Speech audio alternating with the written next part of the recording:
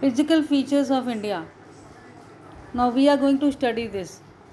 Physical मतलब क्या? वो चीज़ें जो प्रेजेंट है, जो दिखाई दे रही है, जिसको हम टच कर सकते हैं, जैसे हमारा माउंटेन, प्लेन्स, प्लेट्यूज, इनको हम देख सकते हैं, ये हमारे फिजिकल फीचर्स है। इंडिया में फिजिकल फीचर्स में हम क्या क्या देखते हैं? प्लेट्यूज है, प्लेन्स है, माउंटेन्स है और डेजर्ट है, कोस्टल प्लेन है, आइलैंड इज़ देयर। अब हम आते हैं basic of different of physical features. इसमें वेरिएशंस क्यों ऑकर होता है? Due to type of different rocks. अब हम देखते हैं हमारे पास कौन कौन सी रॉक्स हैं। इग्नियस, सेडिमेंट्री और मेटामॉर्फिक रॉक। चैप्टर के बिगिनिंग में हम ये देखेंगे, in the chapter we have hilly region, rug terrain. Rug मतलब क्या होता है? उबड़ खाबड़। प्लेन्स मतलब समतल। हमारे पास ये सब कुछ है जो हमारा इंडिया को फिजिकल फीचर्स का एक नया रूप देता है। We found that different rocks, some are very hard like marble which are use for making Taj Mahal, some are very soft like soap stone which is use for making talcum powder. In different areas, the color of soil of rock is varies. Rock से soil के colour का क्या लेना देना हुआ है? It is the rock after weathering process it turns into soil. हमारा rock जब टूट जाता है, वेदर हो जाता है, तब वो सॉयल में कन्वर्ट हो जाता है। रॉक्स हमारा कैसे वेदर करता है? May be due to glacier, due to water action or due to underground topography area.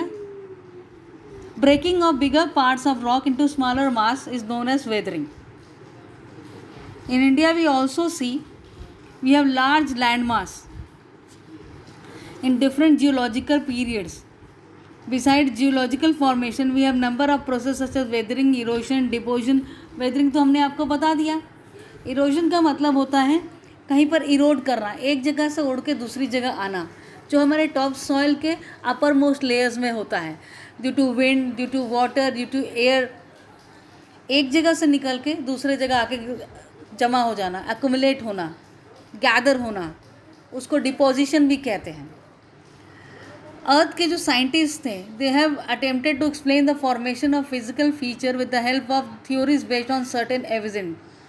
जैसे हमारा जो अर्थ है वो प्लेट्स के ऊपर टिका हुआ है, and the plate is tectonic plate, ठीक है। उसके अपर पार्ट पे हमारा अर्थ है जो कि 7 मेजर और 7 माइनर प्लेट्स में जुड़ा हुआ है। Here you can see this picture. हम अपने अर्थ के the movement of earth plate in the building above stress which led to the plate continental rugs above are lead to folding, faulting and volcano activity. अब हम देखेंगे कि हमारे plates में कैसे प्लेट्स में एक्टिविटी होता है फोल्डिंग की वजह से। जो प्लेट्स जो नीचे हैं जिनको हम टेक्टोनिक प्लेट कहते हैं, जो अभी आप 3 तरह का प्लेट आप देख सकते हो, उसमें जब भी कोई मूवमेंट होता है वो फोल्ड होता है, या तो फॉल्ट आता है उसके अंदर, क्रैक्स पड़ना, या फिर नीचे अगर वल्कानिक एक्टिविटी हुआ है अंडर क्रस्ट, जिसको हम कहते हैं कि निचली सतह, अर्थ के नीचे जो सतह है उसमें माला गर्म लिक्विड है, वो लिक्विड से जब वो ऊपर हिट करता है हमारे प्लेट्स में, जब वो टच करता है या उसको बार बार हिट करता है, तो वो कहीं ना कहीं एक ऐसा क्रैक बिल्डअप कर देता है जिससे वो नीचे जो मालवा है वो ऊपर आ जाता है in the form of volcano activity. हमारे प्लेट्स 3 तरह से काम करते हैं। कन्वर्ज करते हैं जब वो एक दूसरे की तरफ बढ़ते हैं, डाइवर्ज होना जब वो एक दूसरे से टूट के अलग होते हैं, ट्रांसफॉर्म होना जब हॉरिजॉन्टल ऊपर नीचे सारे जो प्लेट्स जिस पे हमारी धरती टिकी है वो टूट कर ऊपर नीचे हॉरिजॉन्टल फॉर्म में एक दूसरे से अलग होना, इसको हम मूवमेंट मानते हैं, प्लेट का मूवमेंट। अब हम आते हैं दूसरे पेज पे, that is page number 2। Here you will see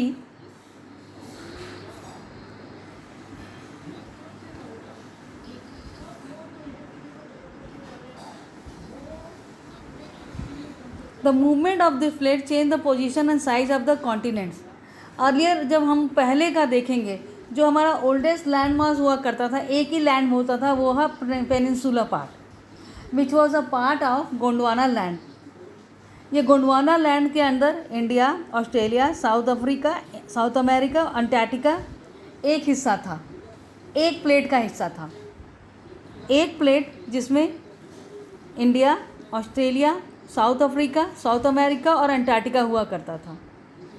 इसमें जब भी चेंजेस हुआ, जब भी इसके अंदर नीचे इसमें मूवमेंट हुआ and due to that movement when it broke, तो यही प्लेट्स आगे चल के 7 टुकड़ों में बटा और वही 7 पीसेस वे नोन एज 7 कॉन्टिनेंट। तो ये हमारा 7 कॉन्टिनेंट बना, जो कि अभी आप ऊपर मैप में you can visualize North American, South American, African plate, Eurasian plate, Indo Australian plate, Pacific plate, Eurasian, North American plate, ये सब हमारे 7 प्लेट्स थे। अब हम आते हैं Gondwana land. It is the part of ancient supercontinent Pangaea. एक पहले कॉन्टिनेंट हुआ करता था, एक कॉन्टिनेंट हुआ करता था सबसे पहले, 7 कॉन्टिनेंट नहीं था, उसका नाम पैनगिया था, जो कि नॉर्दर्न पार्ट में था विथ अंगारा लैंड। आगे चल के उसी का एक पार्ट था गोंडवाना लैंड, जिसमें 7 कॉन्टिनेंट थे। अब ये जब टूटा तो ये 7 कॉन्टिनेंट में टूट के अलग हो गया। अब हिमालय, हम सब हिमालय के बारे में जानते हैं, पर ये नहीं जानते हिमालय कैसे अपलिफ्ट हुआ। हिमालय तेथीस सी हुआ करती थी, उसके अंदर हुआ करता था, वहाँ से वो फ्लंक होकर इमर्ज होकर ऊपर आया और उसके ऊपर से पीछे से तेथीस सी ने अपने लिए रास्ता बनाया।